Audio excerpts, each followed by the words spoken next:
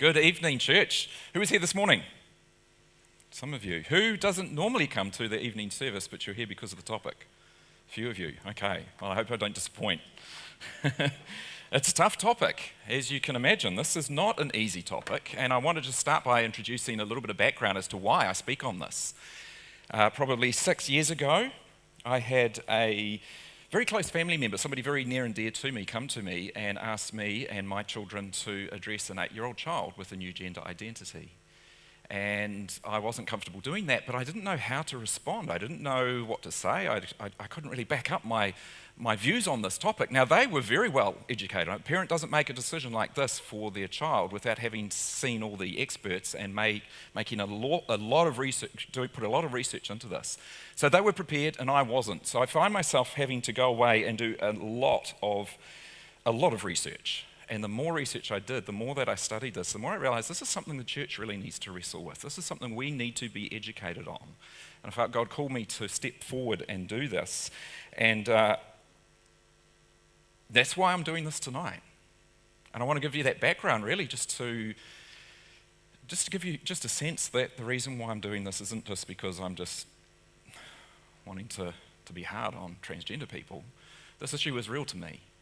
This issue has cost me a lot of prayers and a lot of tears, and it has cost very much a stressed relationship with this person who is still very dear to me, as is their child.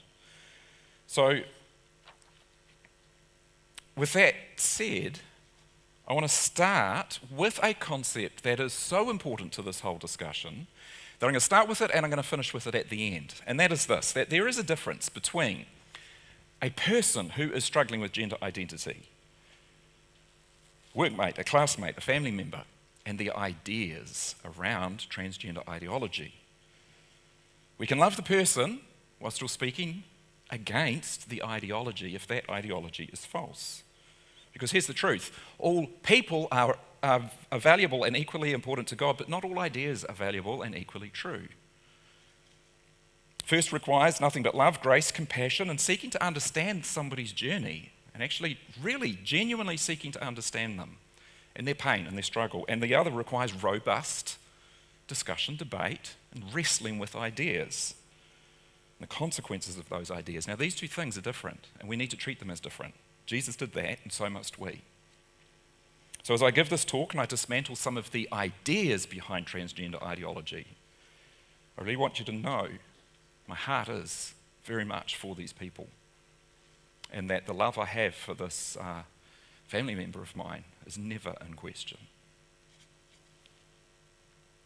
All right, let's get into some meat. Let's look at some definitions. You already know what LGBT means. Obviously, sometimes there's a Q for queer added onto the end. Ideology means a collective set of beliefs, typically fairly political, but they're believed by a group of people, and both conscious and unconscious beliefs. And I'm bringing this together to talk about LGBT or transgender ideology. That's the whole group of ideas that we wanted to discuss tonight. Gender non-conforming labels. Transgender obviously means somebody who identifies as opposite of their biological gender. So when you hear the term a transgendered woman, that's somebody who currently identifies as a woman, but was born male, right? A transgender man is the one identifying as a man. Sometimes we get this a bit confused, so you always think of it, that's what they're identifying. A transgender man is someone identifying as a man. Gender fluid represents somebody who changes back and forth between male and female for any reason. Bi-gender is somebody who identifies as both male and female at the same time. And genderqueer, or agender, or third gender means neither male or female. Somebody who doesn't want to be associated with any of the gender stereotypes that would normally be associated with a man or a woman. Now, all of these terms all have one thing in common, and that is when the person was born, their sex was known. But there is a group of people in this conversation that we need to consider that they didn't know what their factory default settings were, and that is intersex. An intersex individual is somebody who has physical, developmental, hormonal, and other gender markers which do not fit the typical definitions of a male or female body. And there's two types. One is a physical birth defect in the plumbing, So when they were born, the doctor said, congratulations, it's I actually can't tell, right? A physical birth defect for what we would call ambiguous genitalia. It's ambiguous, we can't tell. The second type is a chromosomal birth defect, where there's something in the chromosomes which often manifests as a physical birth defect, but not always. Sometimes it can manifest in a hormonal defect, where as they should go through the normal transition of puberty, their bodies don't release the right hormones, they don't go through puberty as normal, and this comes because of some sort of chromosomal defect. So they might have, instead of XY, XX, there might be some other sex chromosomes. Now it's important to know, obviously, this is these intersex is a real medical condition. It's studied, it's known about, it's physical, and like all birth defects, it's tragedy. These are hard. These are hard things for somebody to have. So of course we show nothing but love and compassion and understanding for these people. Obviously.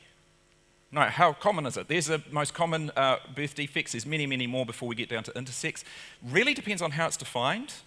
Really does depend on how it's defined, but it's roughly 1 in 2,000 births. So when you think about that, no, it's not common, but it's also not actually that rare. And I would challenge you that in an audience this size, it's not beyond the realm of possibility that somebody in this very audience has an intersex condition. We might not even know it because they're quite comfortable expressing as a male or female. Now, throughout this talk, this message, what I'm going to do is expose 7 myths of transgender ideology. And the first one is regarding intersex people. And that's this, that intersex, the existence of intersex people is proof that sex and gender come in more than 2 flavours.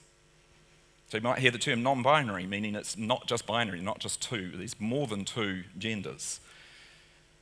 And intersex people is the claim that that's evidence of there being more than 2 genders.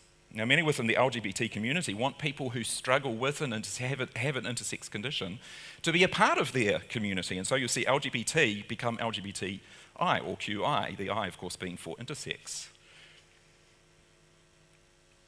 Because they claim that this tragic condition supports the idea, in their mind, that gender is on a continuum, and rather than binary.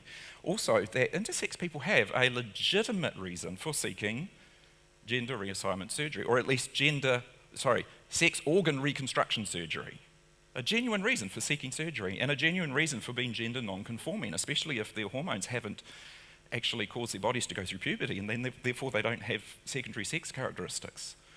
So what you would expect to be a woman just doesn't have breasts or hips, and a man doesn't grow facial hair. So it's like these people are gender non-conforming for biologically physical reasons.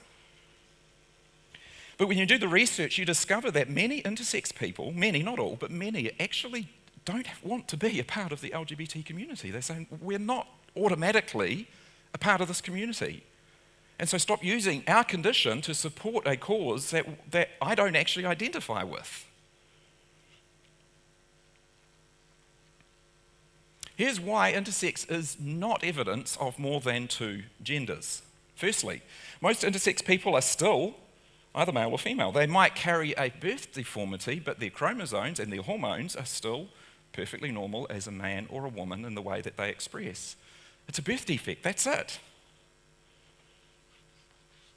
And so they happily express as a man or as a woman, and you wouldn't even know that they have a birth defect. To list intersex along with male and female gives the false impression that one cannot be male or female if he or she has an intersex condition. This hurts people with intersex conditions who identify as male or female, and it miseducates the general public. And then from the website of the Intersex Society of North America, intersex people are perfectly comfortable adopting either a male or female gender identity and are not seeking a genderless society or to label themselves as a member of a third gender class. That's what they are saying, people who have this condition. Second, medical science doesn't recognise intersex as a third gender, but rather a departure from the normal development of gender. Intersexuality and transgenderism are apples and oranges. Those who are pushing the gender revolution have an interest in confusing the categories. But intersex conditions do not disprove the sexual binary. They are deviations from the binary norm, not the establishment of a new norm. Now here's the key. A birth defect is not an identity. Yes, a birth defect can have significant and profound impact on your life, but it's not an identity. And how hurtful would it be to be somebody who is born with this condition, to suddenly have your condition hijacked to automatically be part of the LGBTQ community, when you actually have nothing to do with that community, to support demands and causes which have nothing to do with your physical condition. Claiming the medically defined identity of intersex when you have none of the problems associated has been compared to claiming a non-existent disability to get a better parking space, or claiming a minority identity you don't have in order to get a better job. Please don't steal another minority group's term or declare that we are all one without actually consulting them. I feel the LGBT community is devaluing and misrepresenting this very real and very tragic and often very complicated condition that people have, to justify an ideology that a lot of these people don't identify with. And we need to actually listen to the intersex community when they say many of us are not a part of the LGBTQ community. All right, the second myth that I want to address this morning is this. Gender is just a social construct, something culture forces on us. It's the product of a biased society that results in gender stereotyping. So gender is just learned behaviour. It's how you've been brought up, it's stereotypes. So boys prefer trucks and girls prefer dolls because that's what we've expected of them. Now, if that's true, there's no grounding in gender, no anchor to which it is attached. After all, if gender is a social construct, you can reconstruct socially constructed things. If it's just learned behaviour, you can relearn different behaviour. And therefore, your gender is fluid and self-determined, and you get to choose. But I'm going to argue that no, gender actually has an anchor, and it's called biology. Now, it's worth mentioning, of course, obviously, some gender stereotypes, some gender norms are entirely culturally constructed. Where is it perfectly normal in the world for a man to wear a skirt? Scotland, yeah. Samoa, Tonga, some of the islands, right? Now, obviously, it's not called a skirt, but as an item of clothing, that's what it is. And in those cultures, that is a masculine expression. That's a masculine expression, and yet there is something that other cultures would be very different on, right? So where do we draw the line? How much of our expression of gender is based in culture, and how much of it is rooted in biology? And I want to show that our gender expressions are actually far more rooted in our biology than we think. Now, two things to remember when we're talking about this, when I'm doing this comparison between men and women. Two things. Number one, non-standard gender expressions are perfectly fine. I'm not arguing that boys can't play with dolls and girls can't play with trains at all. There's nothing wrong with that. Some women will go on to be perfectly capable engineers and mathematicians, and some men will go on to be able to find a carton of milk in the fridge. Now, what I want to talk about is averages, the average difference between a man and a woman, between an average man and an average woman.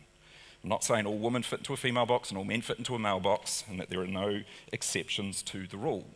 Obviously, that would be ridiculous. So when discussing this issue, what I'm actually going to be talking about, I'm going to be using this term, on average, by design, and as a group. Men and women are different.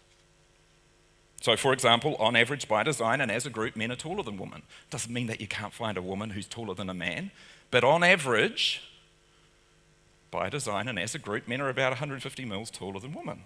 That's kind of significant.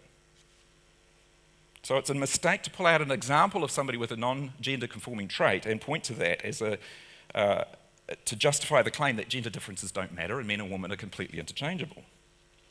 Because on average, by design and as a group, they're not interchangeable. They're actually quite uniquely different. So that's the first thing, as we're talking about averages. The second thing shouldn't have to be said, but it's so important that of course it does, and that is when it comes to the inherent dignity, value and worth, men and women are equal. We are different by design, but equal in value. So by me saying some men are taller than women, I'm not saying that men are better than women. Well, actually I am. Men are better than women at changing light bulbs. I mean, that height difference makes us better at changing light bulbs. We just need you ladies to constantly nag us to change the light bulb, otherwise it doesn't happen. But obviously, when it comes to God's economy of grace, there is no male or female. When it comes to the inherent value, dignity and worth, every human being has value by virtue of being made in the image of God. And that's such a core, such an important truth of the Christian worldview. And it's far too often forgotten. We are all equal. All equal, just not the same. Different, equal in value, different by design. All right, so let's have a look at some of the differences. How are men and women different besides, the plumbing? How are men and women different? Now, this is where it gets really interesting. Let's have a look at some examples. First of all, testosterone. Men have, on average, 20 times more testosterone than women, and that difference makes profound difference in our behavior and our bodies. But here's the key. That difference begins in the womb. And it profoundly affects the way a fetus will develop. There's this fascinating study where newborn babies, fresh out of the womb, hot out of the oven, right? They're shown pictures and they examine the eye movement to see how long their eyes will focus on various pictures. And newborn babies, girls, will focus on pictures of faces for longer than pictures of shapes. And newborn baby boys will focus on pictures of shapes for longer than pictures of faces. That's fresh out of the womb. That's not culture. That's biology. Male and female brains are different from birth. I find it absolutely fascinating that our culture is so quick to point out the differences between our bodies from the neck down, but from the neck up, arguably the most important organ in the body, it's just they're the same, they're interchangeable. No, they're not. In what ways are our brains different? This is where it gets fun. Let's talk about IQ. On average, what do you think? Who has the higher IQ, men or women? Raise your hand. Raise your hand if you think that men have higher IQs than women. There's one here. Yes? Okay. Raise your hand if you think women have higher IQs than men. There's no shame. Shame on you. Okay, who says they're the same on average? There's a few. I love doing this because it's quite mixed. There's about roughly a third between those three options. Right, here's the truth. Men and women's IQs on average are the same. But the bell curve, the distribution curve in men is a lot broader, it's flatter, meaning you have far more men with extremely high IQs than women, and conversely, far more men with extremely low IQs than women. Don't point them out if they're sitting next to you. I think that's fascinating, that when it comes to IQ, men and women are actually equal on average. But the distribution curves are different. Medical science tells us that the brains of men and women are different. The prevalence, age of onset, and symptomology of many neurological and psychiatric conditions differ substantially between males and females. That's not culture. That's biology. Okay, our brains aren't just functionally different, as in our behavior is different. Our brains are actually physically different. The actual grey matter in our brains is different. This fascinating study that was done on brains, obviously after people have died, discovered the female brain structure had larger volumes here, higher tissue densities here. Male brain structure had higher tissue volumes here and higher tissue densities here, different parts of the brain. Now what this means is that a trained neurobiologist, you can give them a human brain and she will be able to tell, not with absolute certainty, but with some degree of certainty, she'll be able to tell whether or not that brain came out of a man or a woman's body, just by examining it. Fascinating, eh? Like again, that's not culture. That's biology. All right, what other ways are our bodies different? Men are physically stronger than women. We have denser, stronger bones, tendons and ligaments, and more muscle mass for the same body weight. As I mentioned, men are taller than women. Men have greater cardiovascular strength, have larger hearts and greater lung volume for the same body mass. That's not culture, that's biology. What about women? Women, on average, live longer than men. Women have more white blood cells. They produce more antibodies and at a quicker rate than men, so they develop fewer infectious diseases and they recover faster. You know what that means? Man flu is not a myth. That's not culture, that's biology. Men, however, have higher red blood cell counts, higher hemoglobin, and higher blood clotting factors, leading to faster healing of wounds. Now, isn't it interesting? The sex that wants to run into battle swinging a sword over his head is actually more capable of healing from the resulting wounds. Not culture, biology. There was a study of DNA released in 2017 which looked at the 20,000 genes in the human genome. And they wanted to examine which ones expressed themselves differently depending on gender. And they actually found 6,500, 1/3 of the genome, the human genome, expresses differently depending on whether or not you're a man or a woman. And they express in so many different ways. There's this big list, right? Hair growth, obviously hair grows differently on men and women's bodies. That one's obvious. Fat storage. Sorry girls, but your bodies are just more efficient at storing fat. Don't shoot the messenger, okay? Enzymes in the liver. Have you ever wondered why women metabolize alcohol at different rates to men? It's because your livers are different. Again, your liver, that's not a sex organ, that's not a reproductive organ, but it is different between men and women. And that's why some medications are given for the same body mass, they're given at different rates for men and women because your livers will metabolize them differently. And all these other areas. So the point I'm making here is that when it comes to our bodies, it's not just the sex organs, it's not just our plumbing that's different. There are very few organs and structures in your body that are not impacted to some degree by your gender. And that is not culture, that is biology. The gender binary is as much a part of the fabric of reality as gravity. We are uniquely created in His image as man and woman, with uniquely masculine strengths and weaknesses and uniquely feminine strengths and weaknesses. On average, by design and as a group, that's not a cultural construct, that is biology. Okay, so that's the sex differences. But what about our next myth, which is about gender identity? Can our gender identity be different from our biological bodies? And here's the next myth, that our gender identity is independent of our biological sex. Those are two separate things. One can be either or, the other can be either or. Now, in order to unpack this idea, we actually need to understand the very tragic psychological condition which many of you would have heard about now, gender dysphoria.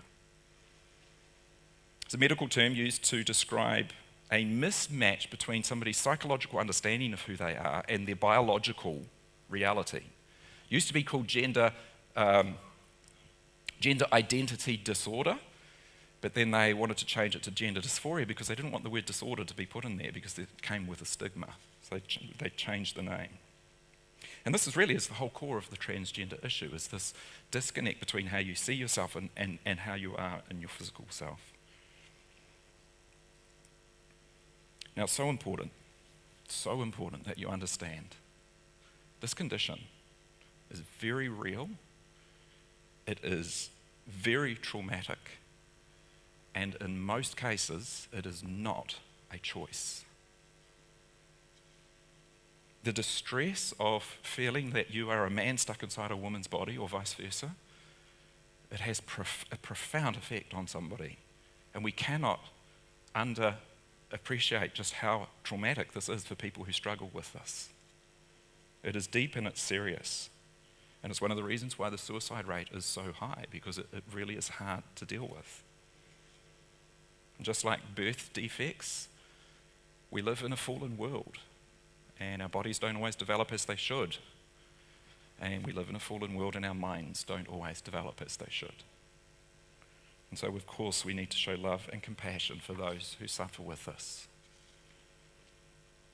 Now, I said in most cases it's not a choice, but there is something weird going on in society, and I think it's one of the reasons why some of you were here tonight. You heard about this message, and it's like, I need to know more about this. Over the various decades, different studies have tried to examine what is the background rate of gender dysphoria, and it is actually quite rare. The background rate that they've sort of studied from many, many decades ago, it primarily happens very early. It primarily happens with boys, and it is what they call insistent, persistent, and consistent. In other words, right through their childhood, they grow up feeling like they are a girl stuck inside a boy's body. And so we sort of, sorry, I didn't put the definition up, but the condition of feeling one's emotional and psychological identity as male or female to be the opposite of one's biological sex. And so this background rate is sort of, some have put it as low as 0.01%, so 1 in 10,000. Some put it as high as 0.3%, but that's sort of the background rate, those that have it from a very early age, and what you'd say is very, very deep-seated. But in the last, 5 or 10 years, you guys have all noticed there's something else going on in our culture. And we've started to see this massive spike in the number of people presenting with gender dysphoria. Quick Google search shows up all of these, gender identity clinic services under strain. Support service calls rise 6-fold. Demand is exploding. Unprecedented increase in the number of referrals. In 2007, the United States had 1 gender clinic. You know how many they have today? Over 300. Like, something's going on here. What's particularly frightening is that this big spike is largely found in the younger demographic, and it's largely found in girls wanting to express as boys. Our kids are identifying as trans like never before. And many studies are beginning to show that the spike can be explained by something we call social contagion. That is, it's a social phenomena that spreads like a contagion. And think for a moment about how popular media glamorizes being trans now.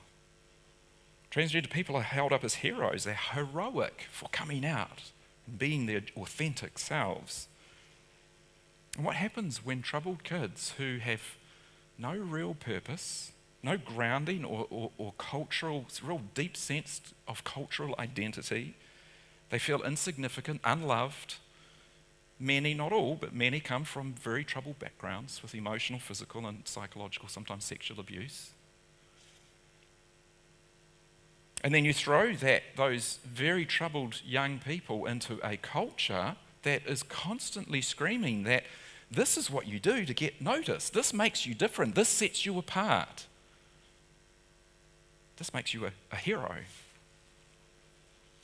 What do you think is going to happen? Social contagion. Now, another reason why I think it's fair to come to this conclusion that it is a social contagion is because of all the evidence around what we call rapid onset gender dysphoria. As I mentioned, the traditional background rate typically was boys starting from a very young age. But very commonly now, we have young people who, for the majority of their life, were quite happy identifying as a little boy or a little girl.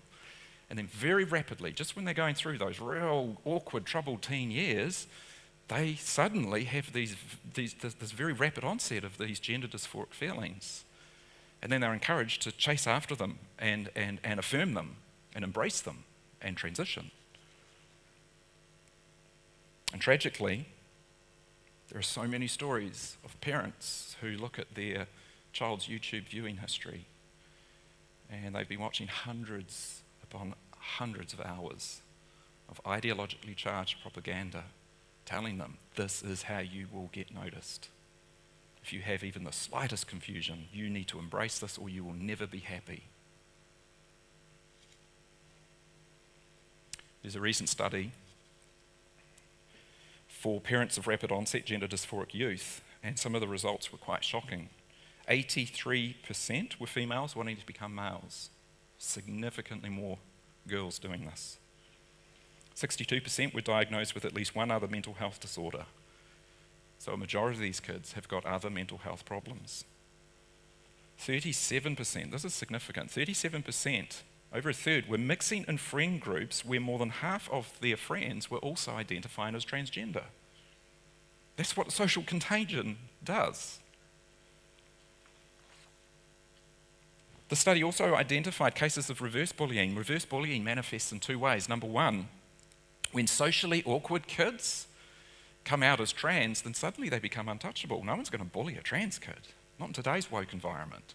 So all of a sudden, these really awkward, socially awkward kids that are really unpopular and they were subject to bullies, they come out as trans, that's it, their problems disappear. And the other case of reverse bullying is when a trans kid actually recognises that maybe they made a mistake and they want to detransition and go back to their birth gender, and suddenly they get bullied for not being genuine to their community, for betraying their trans community, not being true to themselves. Doesn't align with the narrative, does it? They've been bullied for wanting to become cisgendered. They're not being bullied for becoming gendered, they're actually being protected from bullying. It's not part of the narrative that we all hear is that trans kids have been bullied and we need to affirm them. Turns out the studies are showing it's the opposite. And this is why this issue is becoming such a big deal, because of this ideologically charged propaganda that is poisoning the minds of our young people. This propaganda assumes this next myth. You'll never hear this myth actually spoken, but it assumes it, and that's this. When your mind doesn't match your body, the solution is to change the body, not your mind. Now, why on earth would anyone believe this? The truth is, minds change, bodies don't. Minds can be changed much more easily. Now, please hear me. I am not saying that minds can be changed easily. I'm just saying they can be changed more easily than changing bodies. Listen, if minds could be changed easily, we wouldn't have a whole bunch of other mental health issues. Right? When a friend is struggling with depression, we don't say to them, hey, just change your mind. Right? We know better than that. I'm not saying minds are changed easily. What I am saying, though, is our perception of ourselves is constantly evolving, and it does so all through life. Our minds are quite elastic. Whereas our bodies, how hard is it to change your body? Who goes to the gym and can testify to that? Right? Our bodies are not elastic like our minds. Our bodies are very hard to change. So why on earth,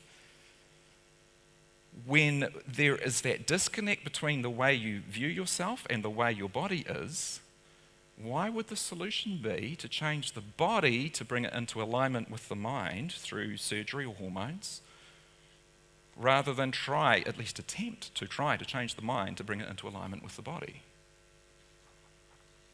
Why is the first always the first solution?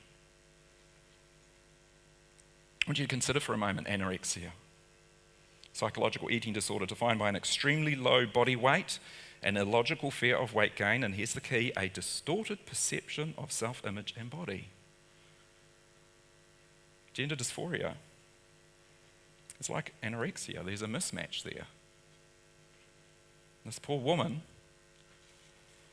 has a mind that believes one thing and a body that is quite different from her perception. Now, which of these treatments would you suggest for this poor woman who is clearly very troubled and suffering? Number one, liposuction and a weight loss routine in order to bring her body into closer alignment with her perception. Or number two, counselling and psychotherapy, again, at least an attempt to bring her mind into alignment with her body. Why is it when it comes to treating gender dysphoria, we just automatically go to the first option? Doesn't make sense. To change the body with hormone therapy and surgery. In fact, I want to propose to alleviate this poor woman's suffering. How about I propose that we force everybody to use her chosen identity for herself? And that is fat. You must call her fat, because that's her chosen identity. And in fact, let's change the language we use and we stop calling anorexia a disorder in need of treatment, because there's a stigma associated with disorder and it's not nice for her to say that she has a disorder. What if we banned counselling and psychotherapy for anorexia because it is emotionally traumatic? And there are very real and very tragic cases of women who have committed suicide in the process of seeking counselling. So let's ban it. Say it's outlawed.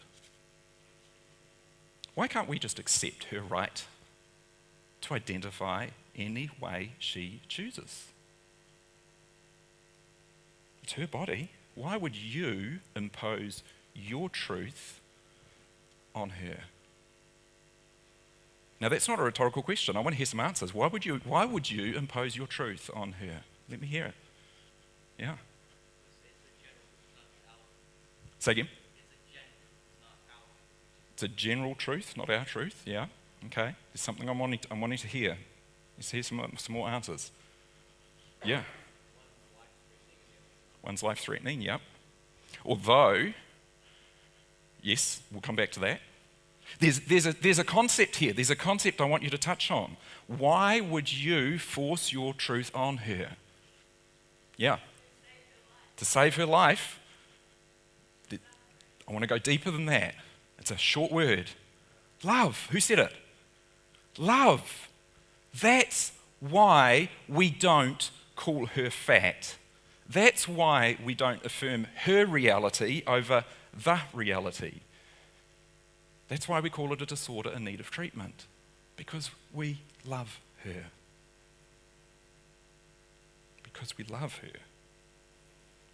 I recently attended a series of lectures on sexuality and LGBT issues. And every lecturer that came up and presented, every presenter came up, they all had a very common message, this idea that these people are broken, these people are hurting, we need to love these people, to which I'm saying, amen, absolutely. But not a single one of those presenters ever questioned the assumption that the way to love these people is to affirm them in their brokenness.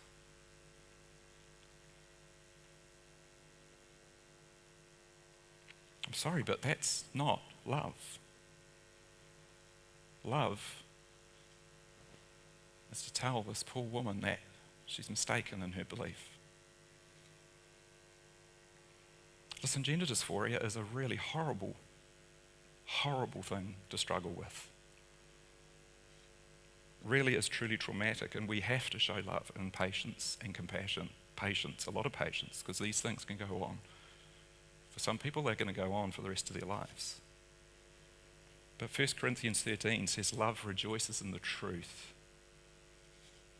And we are doing them no favours by denying the obvious and affirming them in their delusions. And we are certainly doing them no favours by attempting to fix their bodies when it's their minds that are broken. But no, instead our culture wants us to believe this next particularly sinister myth, that all you need to change your gender is sex change surgery and hormone therapy, as if that's a simple thing. The truth is, sex change surgery is a mutilation of an otherwise healthy body in an attempt that will ultimately fail to bring it into alignment with a subjective state of mind. A transgender woman called Renee has written this very honest book. So remember, transgender woman means that she was born a man, now identifies as a woman. And yet, she says this. Well, the title of the book is Don't Get on the Plane, Sex Change Surgery Will Ruin Your Life, How the Medical Profession Failed to Protect Thousands of Patients from Sexual Mutilation. And in there she says, after the medically certified gender change, life didn't improve. Gender dysphoria, that feeling of unease with one's gender, persisted and was not relieved as promised. And studies are showing more and more that this is a common outcome. Not always, but it is a common outcome. They go through surgery and they still struggle with gender dysphoria. It doesn't relieve it. So you know the most pervasive myth of all, and I think this one really causes the most damage, and that is that a transgendered woman is a real woman and a transgendered man is a real man. And I think that this myth just does nothing but set them up for a constant feeling of failure and disappointment. As I've already highlighted, so much of our biological makeup, a third of the human genome, expresses differently. So any process of transitioning, even with surgery and hormones, which can have profound effects, no question, but even with surgery and hormones, any process of transition will always be incomplete. Their birth gender will always haunt them. And they need to know that. To tell them you can be a complete woman or you can be a complete man is a lie. Dr. Paul McHugh says this: sex change is biologically impossible. People who undergo sex reassignment surgery do not change from men to woman or vice versa. Rather, they become feminized men or masculinized women. And a famous lesbian feminist says this: the cold biological truth is that sex changes are impossible. Every cell of the human body remains coded with one's birth gender for life. So no matter how effective surgery is, no matter how effective hormones are, the reality is it's not possible for a biological man to become a woman or vice versa.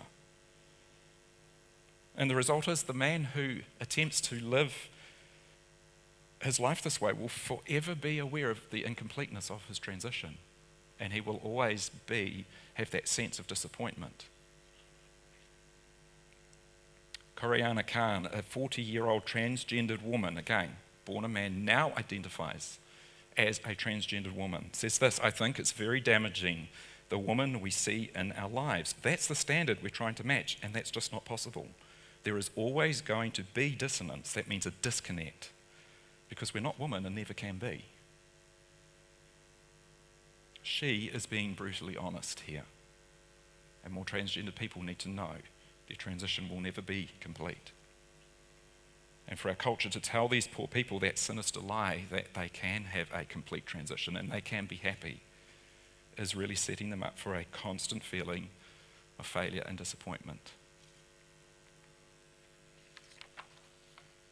And I think that's why the suicide rate in the transgender community is so high. Because our culture set them up for failure.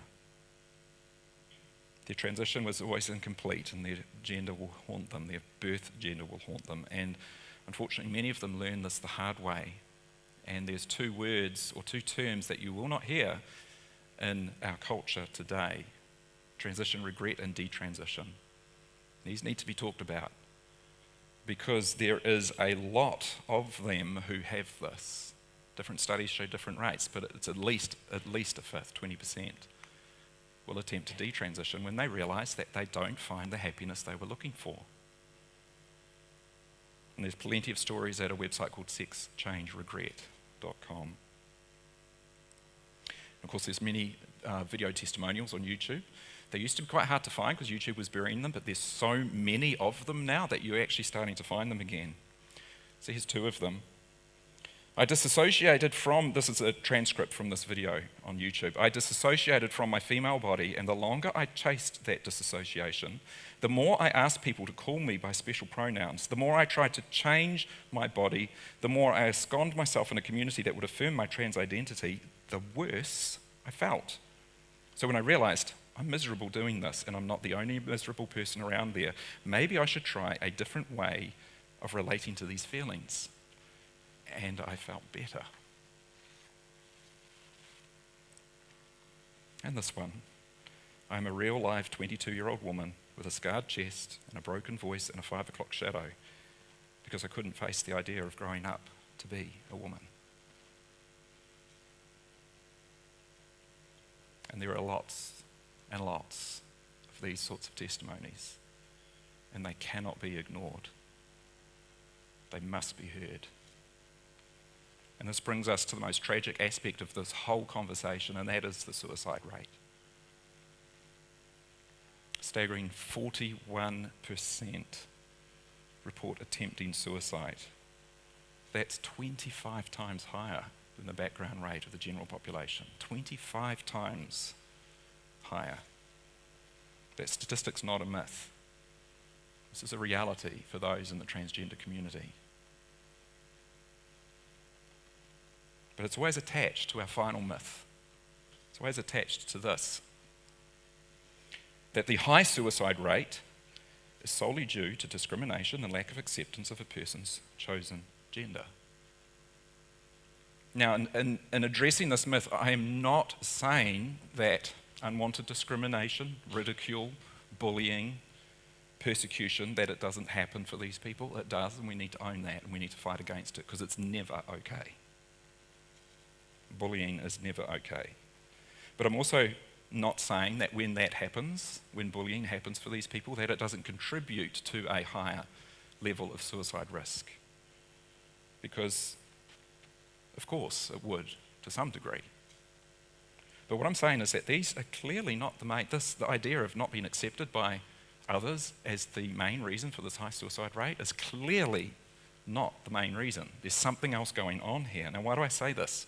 Firstly, suicide rates are high even in the most accepting countries. Netherlands and Sweden are LGBT havens. They've been very open and accepting of the LGBT community for many decades now. And yet, the suicide rates in those communities are just as high as in perhaps Latin American communities where there's a lot of prejudice against LGBT people. Same high suicide rates. Something else is going on. Secondly, bullying isn't just a transgendered issue. They're not the only ones struggling with bullying. You think about ethnic minorities, think about disabled people. They haven't got the corner of the market on bullying. There are other people out there who come under ridicule and persecution and bullying, and yet you do not see this incredibly high suicide rate in those communities. Something else is going on. Why is our transgender community so vulnerable?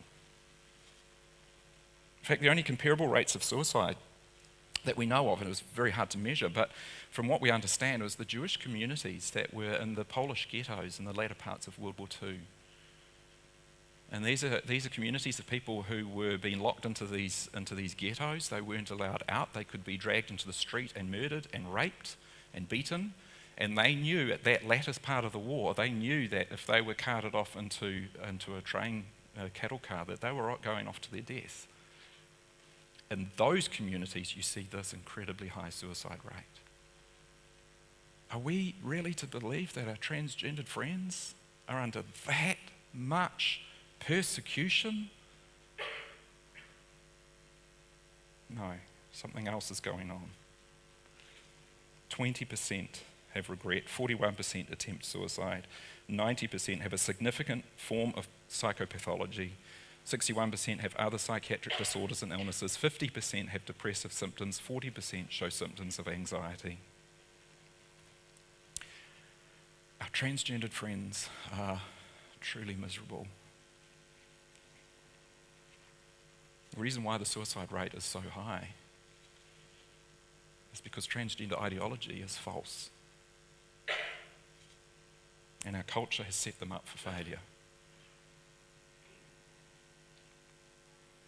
We know the enemy comes to lie, kill, and destroy. And they've been set up to believe these lies, that gender doesn't matter, that gender is fluid, that you can change your gender, that all it takes is some hormones and surgery, that you can become a real man or a real woman. And the only thing in the way of your happiness are people perhaps like you and me who might question these lies. And then they find themselves too far backed into a corner, too invested in their transition, stuck in this no man's land between the man they were born to be here and they can never return to because they've had surgery, and the woman their heart so desperately longs to be here, which they find out too late they can never truly become because their bodies are always reminding themselves that they were born here. And they're stuck in this no man's land, too invested in their transition and left broken by a culture which continues to push these lies on more and more of our young people. 41% suicide is not because we aren't affirming them. It's because reality isn't affirming them. And they find out too late that transgender ideology is false. They've been lied to. And that's why it's so important for us, the church, to have this conversation. Because don't we have an answer? Do we have an answer? What is it? It's Jesus Christ. See, Jesus isn't just one answer among many. Jesus is the answer. He is the source of hope, identity, healing, wholeness, community. An identity the world cannot give them can be found in Jesus Christ. And our hope for our transgendered friend isn't that they would be more like us. Our hope should be that they are more like him. Isn't that the hope we have for ourselves? Because until they understand the love, the depth of love that Christ has for them, they will never understand that the identity they're seeking cannot be found in themselves. It cannot be found in the world. It cannot be found in the affirmation of all of us. It can only be found in him. And in the unconditional adoption into his family. That's us. Brothers and sisters, do you know your identity? Because that's what this is about. What do you hear when you ask God, who am I? Because how can we speak into the lives of other people about identity if we don't even know ourselves? You're made in the image of God, and the following is your identity. This is from Scripture. I encourage you either follow it on screen or close your eyes and just hear this. Because this is God speaking to you now. This is your identity. You are beautiful. You are unique. You are loved. You are special. You were created for a purpose. You are cared for. You are lovely. You are precious. You are strong. You are important. You are forgiven. You are a new creation. You are protected. You are empowered. You are chosen. You are family. You are mine. You are not your own. You were purchased for a price. You are no longer your own. And our goal as Christians for our transgendered friends shouldn't be that they take on a new identity. It should be that they take on a new spiritual identity and then allow Jesus Christ to do what only he can. Bring healing and wholeness, and to tear down those deceptions from the one who comes to lie, kill and destroy. So what is a Christian response to the transgender phenomena? It's really simple. It's to speak truth with love. And I started with this idea, and I'm going to finish with it. There is a difference between loving an individual and walking with them and understanding them and being a friend with them and truly, truly hearing their pain and speaking out against this ideology and the lies around it. There's a difference with these things, and we can do both, and we must do both. These lies need to be taught to others, and these people need to be loved. Because their greatest need is not to accept their birth gender. Their greatest need is to accept Jesus Christ, and then let him do what only he can, just as he's doing every day with you and with me. Amen. Let me pray. Father God, we just thank you that you have given us an identity that is unchanging, that is not dependent on what people say about us, it is not changing, it is not dependent on what we do, on who we are, the wealth, the things we have, our abilities, our health, our strength, but it is grounded just in you and in the unchanging truth that we are made to be special and unique in your image. I just pray, Lord, that you give each one of us in this room the courage to speak truth, but to speak it with love, and to do so for your glory until you return. Amen.